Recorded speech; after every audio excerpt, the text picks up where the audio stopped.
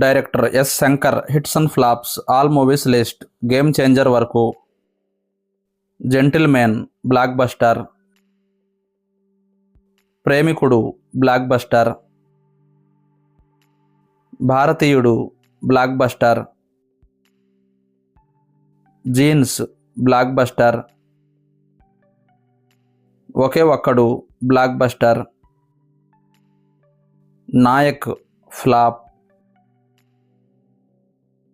boys super hit,